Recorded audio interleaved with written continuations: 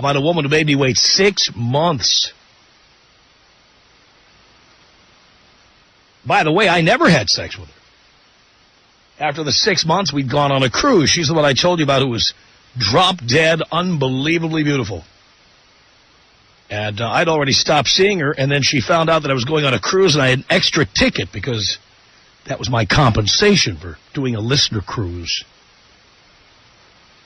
And I was about to return the ticket and try to get some cash instead, and she said, no, I'll go with you. And I told her, it's one bed, it's one cabin. You don't get your own cabin. That's okay. And long story short, she looked smoking hot when we were walking around the ship. But then when it was time to go to bed, she wore the equivalent of a burlap sack.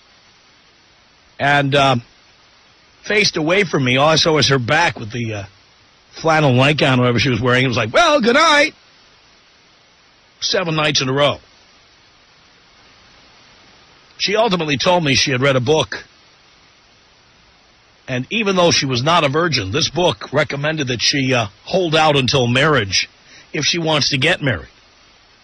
Which was even more insulting because there were all these other guys who got in, lickety-split. And I, who was seen as marriage material, I would have to wait, while others didn't. Now, guys, you have got to start thinking this way, okay? Just about, and again, exceptions to the rule, don't bother calling in, okay? Because I know there's 3 or 4 of you out there. But just about every woman who ever says, I don't sleep with guys on the first date, I don't do that, they've done it with somebody else. They've done it with the high school quarterback. They've done it with the homecoming king. They've done it with an actor, a singer, a rock star. They've done it with poets. They've done it with famous people of any kind.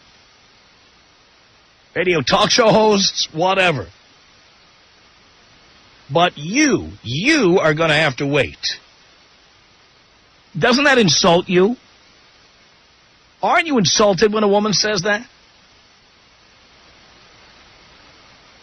I mean, I had one woman I had to wait for one time tell me that ultimately, oh, yeah, she'd been with a Hall of Fame baseball player who gave her the old talk about, come over to my place. And then when she got there was no place to sit down. Oh, I just moved in.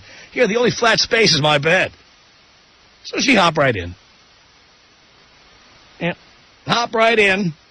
And acted like, oh, I didn't know that was going to happen. I couldn't believe it happened. I couldn't believe, come on. All these women who want to appear to be good girls, it's all about appearance, boys. The reality is, when they tell you you're going to have to wait, someone else didn't have to wait. I especially enjoy when it's a single mother. Ever run into a single mother like this? Who suddenly is a prude? Now that she's a mother, she's a prude. She was a complete slut. That's how she got knocked up.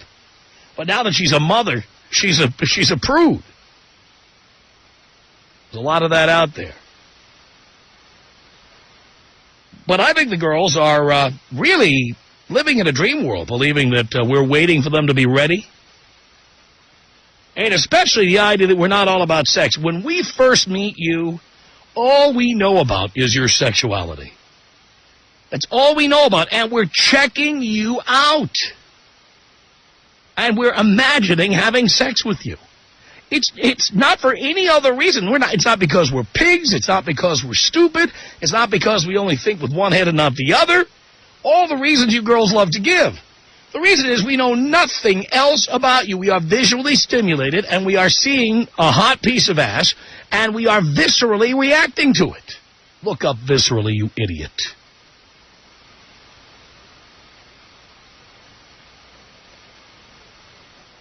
We are all about sex, with very few exceptions. And come on, if Catholic priests diddling altar boys doesn't tell you that we're pretty much all like that, guess again. When you say no to us, we get it somewhere else. That's it.